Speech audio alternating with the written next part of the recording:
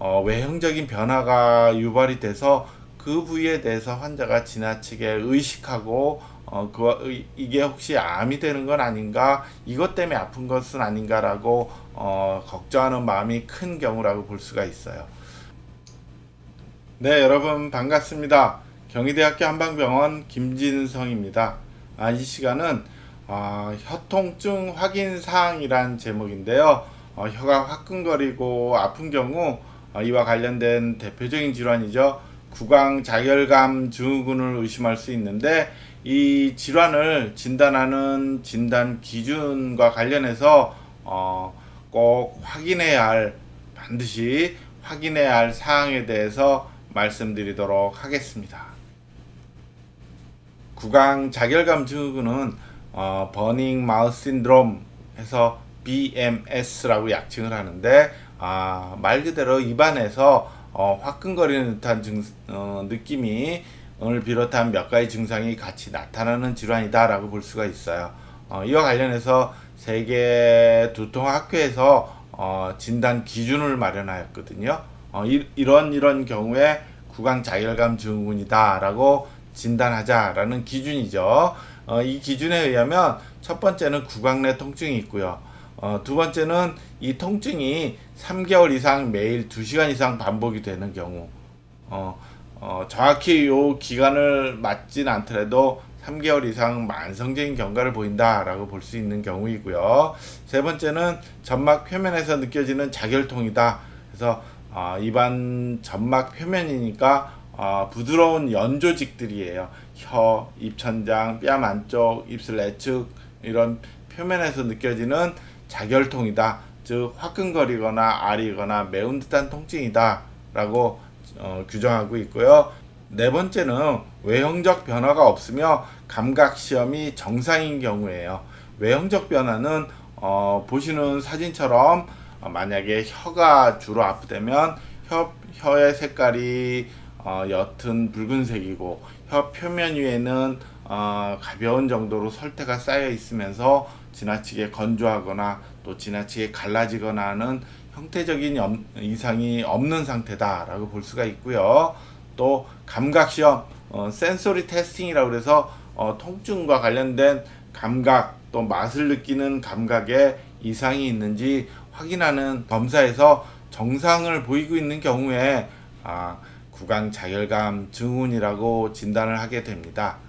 여기서 오늘의 주제와 관련해서 외형적 변화가 없다고 하는데, 어느 정도가 변화가 없는 것인지, 또 이러한 변화가 실제적으로 그 외에 다른 요인과 합쳐져서 통증을 오는 것은 아닌지 구분이 필요한 부분이 있고요. 또 감각시험에 있어서도 감각시험에서 비정상적인 반응을 보이는 경우도 있는데, 이를 어떻게 해석해야 하는지 꼭 확인해야 할 중요한 사항에 대해서 설명을 드리도록 하겠습니다.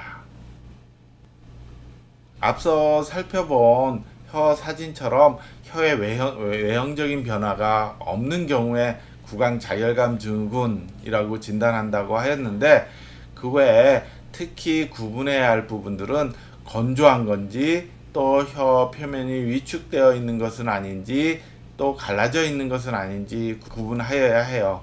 특히 침이 잘 안 나와서 것이 오래되는 경우 혀 표면 위에 유두가 탈락이 되게 되면 왼쪽 사진처럼 이제 혀 표면 위에 유두가 전혀 없는 경우로 나타나고, 육안적으로도 건조하구나 라는 느낌이 드는데, 이 경우는 자극에 더 예민해져 있는 상황이므로 엄밀한 의미에서 구강자결감 증후군 이전에 구강건조증으로 인한 자극의 민감성이 높아진 경우를 우선적으로 염두에 두어야 하는데, 더불어서 입이 마르다고 모든 사람이 다 혀가 아픈 게 아니듯이, 또 다른 통증을 유발하는 요인이 있는지도 전신적인 요인, 또 정서적인 요인 등을 반드시 살펴야 하고요. 가운데 사진의 경우도 혀 표면의 유두가 탈락될 뿐만이 아니고 다른 부위의 유두들이 위축이 되면서 마치 거울처럼요. 한방에서는 경면설이라고 하는데, 이렇게 맨질맨질하게 변하는 경우가 있어서 이 경우는 위축성 설염이라고 해서 침이 잘 안 나오고 또 면역력의 저하와 더불어서 구강 내 칸디다증이 만성적인 병변을 유발한 것은 아닌지 반드시 구분하는 것이 필요하겠고요. 오른쪽 사진과 같이 혀가 갈라져 있는 경우에는 실제로 침 분비가 줄어들어서 갈라지고 또 나이 들어가면서 더욱더 갈라지는 경우에는 혀통증과 관련해서 10% 20% 영향을 주는 경우가 있어서 타고난 면이 갈라져 있는 균열설과 또 침 분비가 줄어들면서 진행이 된 균열 정도를 반드시 구분하는 것이 필요합니다.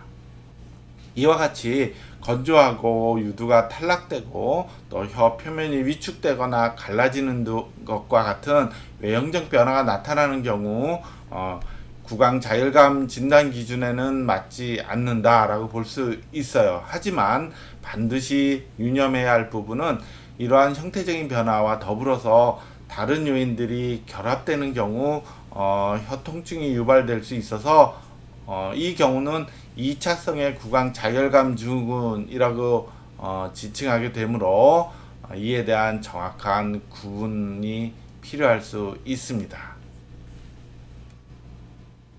구강 자열감 증후군의 진단 기준과 관련해서 감각시험에도 정상 소견을 보여야 한다라고 말씀드렸는데요. 보시는 사진처럼 나무로 된 일회용 서랍자를 이용해서 환자가 특히 아프다고 호소하는 부위에 대해서 좌우로 비교하거나 또 혀 끝 부위 또 혀 뿌리 부위 이렇게 나누어서 비교를 해서 통증 또는 민감성의 차이가 있는지 확인하는 것이 필요하고, 이 경우 구강 자열감 증후군의 경우는 정상 소견을 보이게 됩니다. 하지만 경우에 따라서 한쪽이 특히 더 아프다고 호소하시는 경우가 있는데 이에 대해서 반드시 확인하는 것이 필요합니다.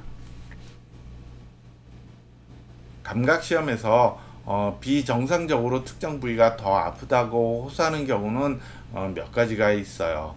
첫 번째는 통증을 너무 오래 앓으면서 환자가 예민해져서 어느 부위건 자극을 주면 더 아프다고 호소하는 경우도 있을 수 있고요. 또 두 번째는 외형적인 변화가 유발이 돼서 그 부위에 대해서 환자가 지나치게 의식하고 이게 혹시 암이 되는 건 아닌가, 이것 때문에 아픈 것은 아닌가라고 걱정하는 마음이 큰 경우라고 볼 수가 있어요.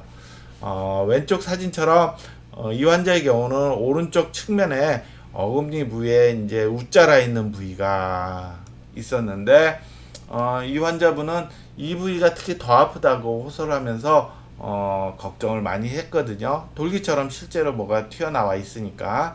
이 부위는요 지금 요 아래 치아가 금니잖아요. 이 금니가 정확히 맞질 않아서 본인 혀를 반복적으로 깨물어서 그 부위에 이제 돌기가 만들어진 이런 경우라서 이 경우가 자극에 더 예민해질 수는 있어도 이것 때문에만 혀가 아픈 경우가 아니므로 이 부위에 이제 서랍자로 자극을 줬을 때 더 아프다고 느끼겠지만 이러한 경우는 감각시험의 이상이다 라고 볼 수가 없어서 구강 자결감 증후군 환자의 경우에 해당이 되고요. 오른쪽의 경우도 이 환자분은 혀 통증이 한 1년 전부터 시작이 됐는데 한 6개월 전부터는 혀를 유심히 살피다가 오른쪽 혀 뿌리 쪽에 빨간 돌기를 발견했는데 이 부위가 이것 때문에 아픈 것은 아닌지 걱정하면서 실제로 자극감을 더 많이 느끼고 있었거든요. 이 부위를 서랍자로 이렇게 접촉을 하면 통증이 더 크다고 호소하는 경우인데 이 경우에도 감각시험의 비정상이다 라고 볼 수 없고 이 돌기가 입새 유두라는 것이 이제 조금 더 웃자라서 빨갛게 되고 자극에 더 민감해져 있는 상태이지 이것 때문에만 혀 통증이 유발된 것이 아니므로 특정 부위에서 자극감을 더 느끼고 감각시험에서 비정상적으로 통증을 호소하더라도 이 경우는 구강 자결감 증후군에 해당이 되므로 정확한 확인이 필요하다라고 말씀드리겠습니다. 이처럼 돌기가 형성되어 있고 또 이 부위의 통증을 더욱 심하게 느끼면서 감각 시험에서 비정상적인 민감성 반응이 나타나더라도 이와 같은 경우는 구강 자결감 증후군에 해당이 된다라는 것을 반드시 이해하여야 합니다. 이상으로 구강 자결감 증후군의 진단 기준과 관련해서 형태적인 이상과 감각 시험에 대한 반응에 대해서 어떻게 이해해야 하는지 말씀드렸습니다. 감사합니다.